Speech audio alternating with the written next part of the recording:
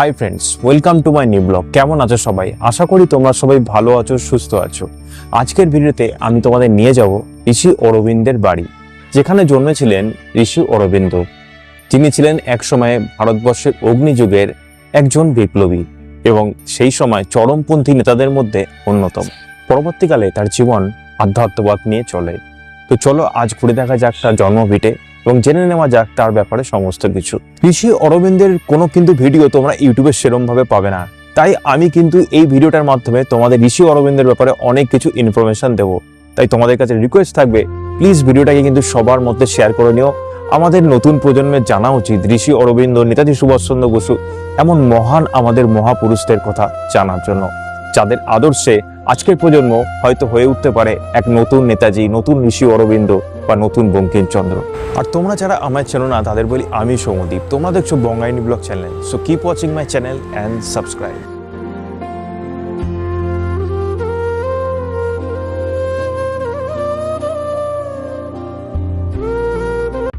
ঋষি অরবিন্দের জন্মভিটে অবস্থিত 8 শেক্সপিয়ার সরণি, কলকাতা 71।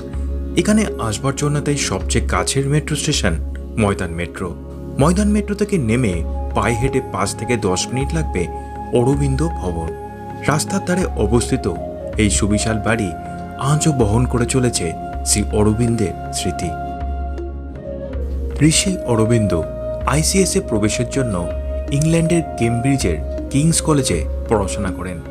কেবলমাত্র তার পিতার আকাঙ্ক্ষা পূরণ করবার জন্য ICS পরীক্ষায় তিনি বসেন, কারণ তার সাহিত্যের প্রতি মনোযোগ ও ইচ্ছা বেশি মাত্রায় ছিল। যখন তার বাবার অর্থের অভাব ছিল, তখন ICS পড়বার খরচ সামলাতে তাকে বৃত্তির জন্য কঠোর অধ্যয়ন করতে হতো। অস্কার ব্রাউনিংয়ের সুপারিশে ঋষি অরবিন্দ কেমব্রিজের কিংস কলেজে বৃত্তি লাভ করেন। কয়েক মাস পর তিনি লিখিত ICS পরীক্ষায় উত্তীর্ণ হন এবং 250 জন প্রতিযোগীর মধ্যে 11তম স্থান তিনি অর্জন করেন। এরপর পরবর্তী 2 বছর তিনি কিংস কলেজে কাটিয়েছিলেন। শ্রী অরবিন্দের ICS এ কোনো আগ্রহী ছিল না, তাই তিনি ইচ্ছাকৃতভাবে ঘোড়সওয়ার ব্যবহারিক পরীক্ষায় অংশ নিয়েছিলেন, যাতে তাকে চাকরির জন্য অযোগ্য ঘোষণা করা হয়। অতঃপর তাই ঘটে। ঋষি অরবিন্দের জন্ম 1872 সালের 15ই আগস্ট। এই বাড়িতেই তিনি জন্মগ্রহণ করেছিলেন। শ্রী অরবিন্দের জন্ম 1872 সালের 15ই আগস্ট তৎকালীন কলকাতায় মনমোহন ঘোষের থিয়েটার রোডের বাড়িতে হলেও তার পৈতৃক বাড়ি ছিল হুগলি জেলার কোন্নগরে। অরবিন্দের জন্মের সময় তার মাতা স্বর্ণলতা দেবী খুবই অসুস্থ ছিলেন, তাই সেই সময় তার পিতা কৃষ্ণধনু ঘোষের পরম মিত্র মনমোহন ঘোষের বাড়িতে তার মাতা থাকেন। সেখানেই জন্ম হয় ঋষি অরবিন্দের। মনমোহন ঘোষ ছিলেন একজন বিশিষ্ট ভারতীয় ব্যারিস্টার, সমাজ সংস্কারক এবং ভারতীয় জাতীয় কংগ্রেসের প্রাথমিক নেতাদের মধ্যে অন্যতম। 1891 সালে শ্রী অরবিন্দ অনুভব করেছিলেন যে তার মাতৃভূমির জন্য এক বিরাট অস্থিরতার সময় আসছে, যেখানে তিনি একটি গুরুত্বপূর্ণ ভূমিকা পালন করবেন। তৎকালীন সময় ব্রিটিশ পুলিশদের ভারতীয়দের উপর অত্যাচার বাড়তেই থেকেছিল।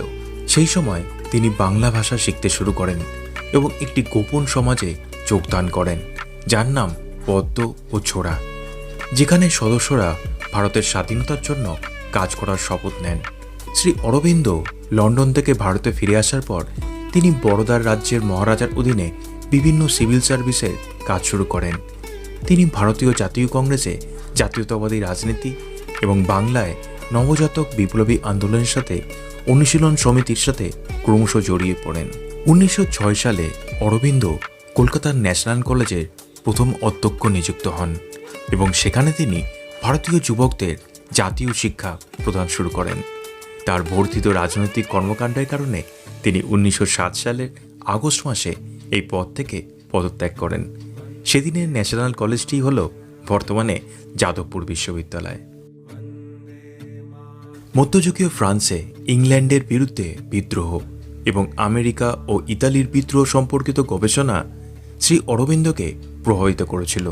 এরপর বাংলায় তার কনিষ্ঠ ভ্রাতা বারিন ঘোষের সহায়তায় তিনি যোগাযোগ স্থাপন করেন বাঘাযতীন, সুরেন্দ্রনাথ ঠাকুরের মতো বিপ্লবীদের এবং তাদের অনুপ্রাণিত করেন।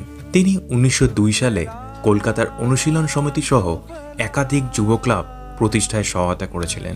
1906 সালে দাদাভাই নরওজির নেতৃত্বে অনুষ্ঠিত কংগ্রেসের সভায় ঋষি অরবিন্দ যোগ দেন। সেখানে স্বরাজ, স্বদেশ, বয়কট এবং জাতীয় শিক্ষা এই চারমুখী লক্ষ্য গঠনে কাউন্সিলর হিসাবে তিনি অংশগ্রহণ করেন। 1907 সালে কংগ্রেসের সুরাট অধিবেশনে, যেখানে মধ্যপন্থী এবং চরমপন্থীদের মধ্যে বড় ধরনের এক সংঘর্ষ দেখা যায়, তিনি চরমপন্থীদের সাথে এবং বাল গঙ্গাধর তিলকের সাথে নেতৃত্ব দেন। এই অধিবেশনের পরই কংগ্রেস বিভক্ত হয়ে যায়। সেই সময় বাংলার অগ্নিযুগ, একে একে সমস্ত বিপ্লবীরা ভারতবর্ষের জাতীয়তাবাদী মন্ত্রে ভারতময় শৃঙ্খল মোচনের জন্য ঝাঁপিয়ে পড়ছে এবং প্রাণের আহুতি দিচ্ছে। সেই সময় বাঘাযতীন থেকে ক্ষুদিরাম বসু সকলেই কিন্তু বিপ্লবী মন্ত্রে দীক্ষিত হয়ে একে একে ইংরেজদের বিরুদ্ধে সশস্ত্র আন্দোলন গড়ে তুলছে। আর সেই সময় কিন্তু ঋষি অরবিন্দ ঘোষ ছিলেন তাদের নেতা, যাকে একসময় চরমপন্থী নেতাও বলা হতো। তো সেই সময় যখন আলিপুরে ক্ষুদিরাম বসু যখন কিংসফোর্টকে মারার জন্য বোমা হামলা করেন, এরপর কিন্তু ঋষি অরবিন্দকে গ্রেপ্তার করা হয়। সেই আলিপুর বোমা হামলা মামলায় তাকে এরপর আলিপুর জেলে একটি অন্ধকার কুঠুরিতে নিক্ষেপ করা হয়। এরপর দেশবন্ধু চিত্তরঞ্জন দাসের তত্ত্বাবধানে তার ব্যারিস্টারিতে পরবর্তীকালে ঋষি অরবিন্দ ঘোষ জেল থেকে মুক্তি পান এবং পন্ডিচেরিতে তিনি ফিরে যান এবং পন্ডিচেরিতে তার বাড়িতেই গড়ে তোলেন একটি আশ্রম। 1905 সালের জুলাই মাসে তৎকালীন ভারতের ভাইসরয় লর্ড কার্জন বাংলা ভাগ করেন। এর ফলে ব্রিটিশদের বিরুদ্ধে জনসাধারণের মধ্যে ক্ষোভের সৃষ্টি হয়, যার ফলে অরবিন্দ সহ বিপ্লবীদের একটি দল বিপ্লব এবং জাতীয়তাবাদী প্রচারণা শুরু করে। 1908 সালে ক্ষুদিরাম বসু এবং প্রফুল্ল চাকি জাতীয়তাবাদী স্বদেশীদের বিরুদ্ধে বিশেষভাবে কঠোর শাস্তি প্রদানকারী হিসেবে পরিচিত ম্যাজিস্ট্রেট কিংসফোর্ডকে হত্যা করার চেষ্টা করেন। তবে তাদের ঘোড়ার গাড়িতে নিক্ষিপ্ত বোমাটি লক্ষ্যভ্রষ্ট হয় এবং পরিবর্তে অন্য একটি গাড়িতে পড়ে। এর ফলে দুই ব্রিটিশ মহিলা, ব্যারিস্টার প্রিঙ্গল কেনেডির স্ত্রী এবং কন্যা মারা যান। আক্রমণের পরিকল্পনা ও তত্ত্বাবধানের অভিযোগে অরবিন্দকেও গ্রেপ্তার করা হয়। নির্জন কারাগারে তাকে বন্দী করা হয়। এই সময় তার নির্জন কারাবাসের স্মৃতি একটি বইতে তিনি লিপিবদ্ধ করেন, যা কারা কাহিনী নামে পরিচিত। সেখানে ইংরেজদের জেলে স্বদেশীদের প্রতি নিদারুণ অত্যাচারের কাহিনী তুলে ধরা হয়েছে, যা পড়লে বেদনার চোখে জল আসে। কি নিদারুণ কষ্ট তারা দেশের স্বাধীনতা সংগ্রামে সহ্য করেছিল, যার ফলে আজ আমরা এই দেশে মুক্তির শ্বাস নিতে পারছি। সেই সময় জেল প্রাঙ্গণে প্রধান রাষ্ট্রপক্ষের সাক্ষী নরেন গোস্বামীকে হত্যার পর পরবর্তীকালে তার বিরুদ্ধে মামলাটি দুর্বল হয়ে ভেঙে পড়ে। আলিপুর বোমা হামলা বিচার 1 বছর স্থায়ী হয়। 1908 সালের 5ই মে তিনি আলিপুর জেলে বন্দী হন এবং এর ঠিক 1 বছর বাদে 6ই মে 1909 সালে তিনি মুক্তি পান। দেশবন্ধু চিত্তরঞ্জন দাস আলিপুর বোমা মামলায় শ্রী অরবিন্দকে সফলভাবে রক্ষা করেছিলেন, যার ফলে প্রমাণের অভাবে তাকে খালাস করা হয়েছিল। 8 দিনের সমাপনী যুক্তিতে দেশবন্ধু আবেগের সাথে অরবিন্দকে দেশপ্রেমের কবি, জাতীয়তাবাদের ধর্মপ্রচারক এবং মানবতা প্রেমিক হিসাবে অভিহিত করেছিলেন। তবে 1908 সালে তিনি আলিপুর বোমা হামলায় যখন ইংরেজদের কাছে আদালতে বিচারাধীন হন, এরপর তিনি জেল থেকে মুক্তি পাওয়ার পর তিনি কিন্তু বিপ্লবী কর্মকাণ্ড থেকে মুক্ত হন এবং পরবর্তী সময়ে তিনি আধ্যাত্মবাদের শিষ্য হয়ে যান।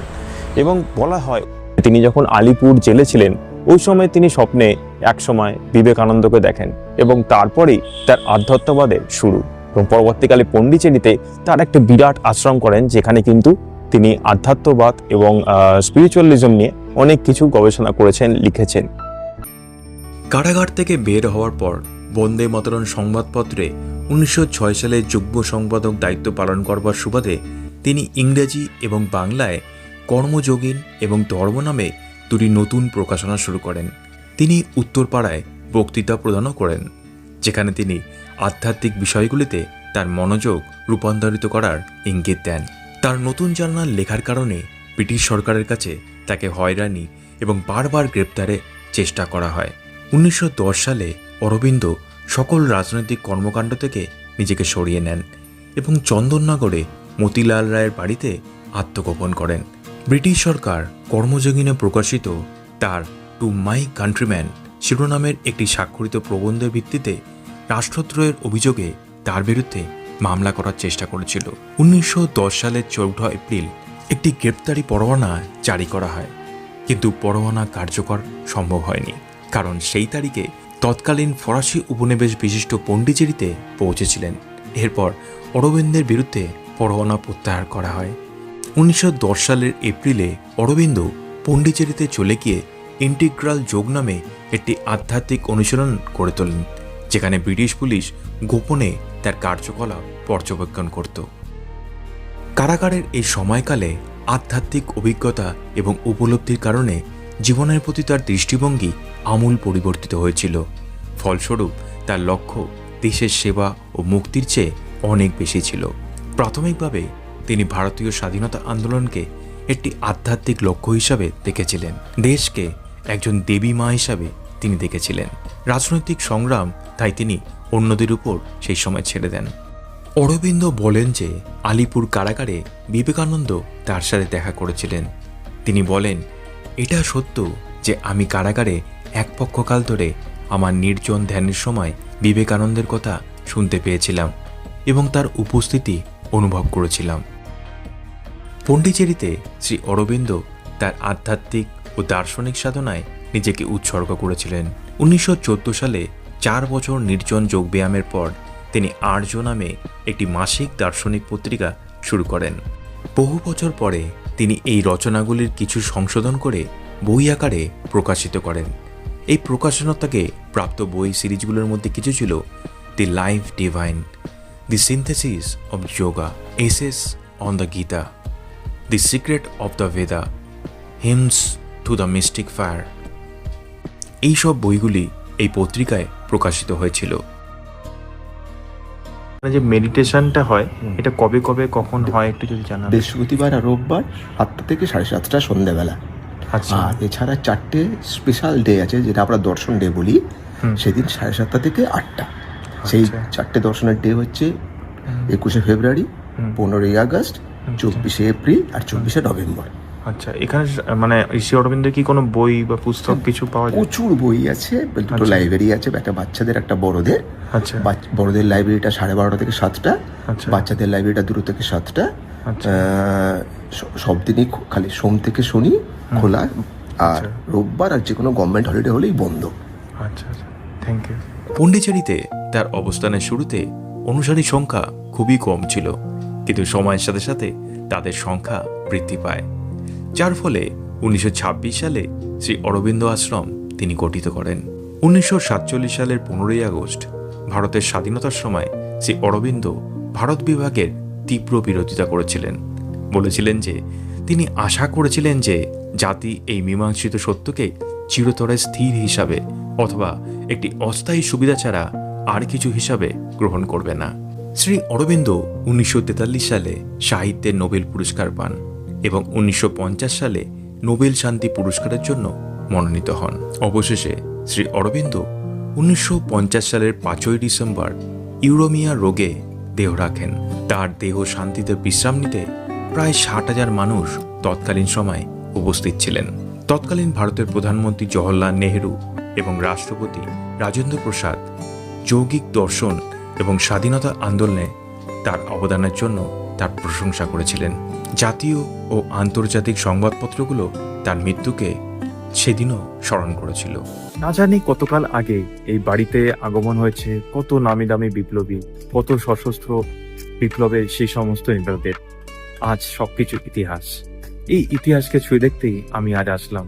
বরাবরই আমার ভারতবর্ষের ইতিহাস বিপ্লব বারবার টানে, আর তাই আমি এই ইতিহাসকে তুলে ধরতেই সবার কাছে চাই, কারণ সেই আদর্শ, সেই দেশপ্রেম আজও আমাদের দেশে চাই। তাহলেই আমাদের দেশ আবার উন্নতি করবে। আমাদের নতুন প্রজন্মকে তাই জানাতে চাই কি কষ্ট, কি যন্ত্রণা, কি রক্তের বিনিময়ে এই দেশ স্বাধীন হয়েছে। এই স্বাধীনতা কিন্তু ঠুনকো নয়। তাই তোমরা প্রত্যেকেই যে যে ফিল্ডে রয়েছো সেই ফিল্ডে নিজের সেরাটা দাও এবং সেরাটা দিয়ে ভারতবর্ষকে এক জগৎ সভায় শ্রেষ্ঠ করে তোলো। শ্রী অরবিন্দের ঘনিষ্ঠ আধ্যাত্মিক সহযোগী মীরা আলফাসা দ্য মাদার নামে পরিচিত লাভ করেন তিনি একজন ফরাসি নাগরিক ছিলেন। 1878 সালের 21শে ফেব্রুয়ারি তিনি প্যারিসে জন্মগ্রহণ করেন। তার স্বামী পল রিচার্ডের সাথে তিনি 1914 সালের 29শে মার্চ পন্ডিচেরিতে যান এবং অবশেষে 1920 সালে সেখানে স্থায়ীভাবে বসবাস শুরু করেন। শ্রী অরবিন্দ তাকে তার আধ্যাত্মিক সমতুল্য এবং সহযোগী হিসাবে বিবেচনা করেন। 1926 সালের 24শে নভেম্বর যখন শ্রী অরবিন্দ নির্জনে অবসর নেন, তখন তিনি আশ্রমের পরিকল্পনা, নির্মাণ এবং পরিচালনার দায়িত্ব তার উপর ছেড়ে দিয়েছিলেন। সেই সময় শিশুসহ পরিবারগুলি আশ্রমে যোগ দেয়। তখন তিনি শিক্ষার ক্ষেত্রে পরীক্ষা নিরীক্ষার জন্য শ্রী অরবিন্দ আন্তর্জাতিক শিক্ষা কেন্দ্র প্রতিষ্ঠা করেন এবং তত্ত্বাবধান করেন। এই ছিল শ্রী অরবিন্দের মহান কর্মকাণ্ড। এই একটা ছোট ভিডিওতে শ্রী অরবিন্দর ব্যাপারে বলে শেষ করা যাবে না। একাধারে তিনি বিপ্লবী, একাধারে তিনি যোগগুরু।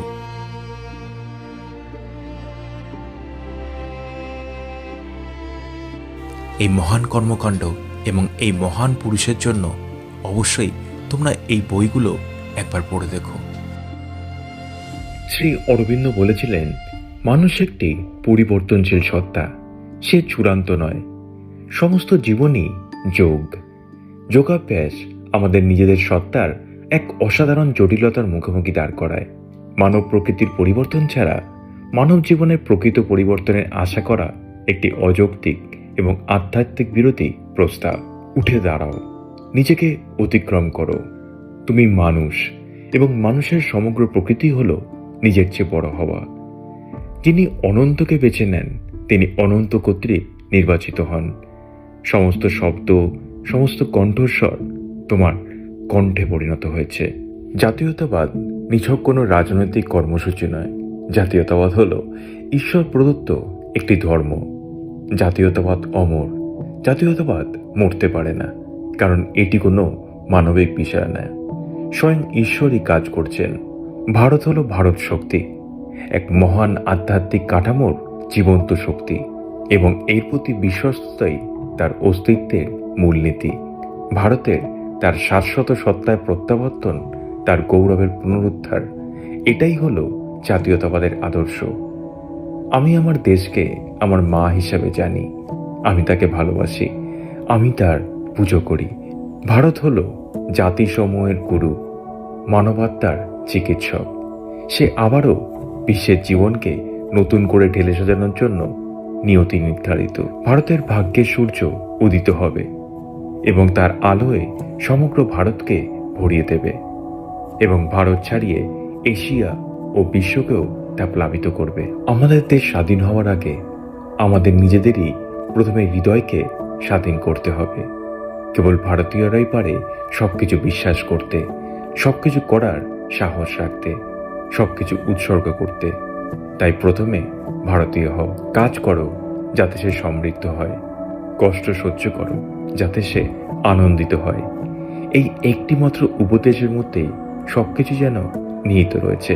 স্বাধীনতার গভীরতম অর্থ হল নিজেদের প্রকৃত ধর্মের নিয়ম অনুসারে পরিপূর্ণতার দিকে প্রসারিত ও বিকাশিত হওয়ার শক্তি। ঋষি অরবিন্দর ব্যাপারে বেশ কিছু ভিডিও কিন্তু তোমরা ইউটিউবে দেখতে পাবে, বাট সেরকম কিন্তু ভিডিও ঋষি অরবিন্দকে নিয়ে ইউটিউবে তোমরা পাবে। তাই বলবো তার জীবনী বা তার কর্মকাণ্ড নিয়ে অনেক কিছু কিন্তু সবার অজানা। তাই আমি এই ভিডিওর মাধ্যমে তোমাদেরকে ঋষি অরবিন্দর ব্যাপারে সমস্ত কিছু জানাবার চেষ্টা করলাম। আর অবশ্যই এই ভিডিওতে তোমরা অনেক কিছু জানতে পারলে, যেখানে আমাদের বাংলার একজন মহাপুরুষ ঋষি অরবিন্দ কীভাবে তার জীবনের কর্মকাণ্ড করেছিলেন।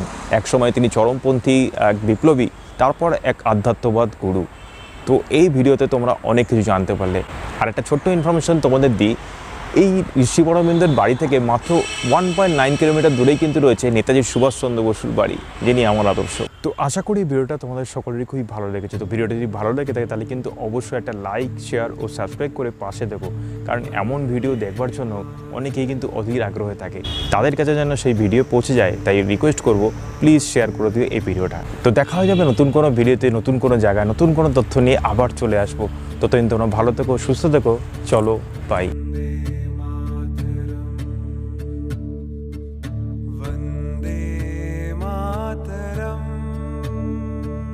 वन्दे मातरम् सा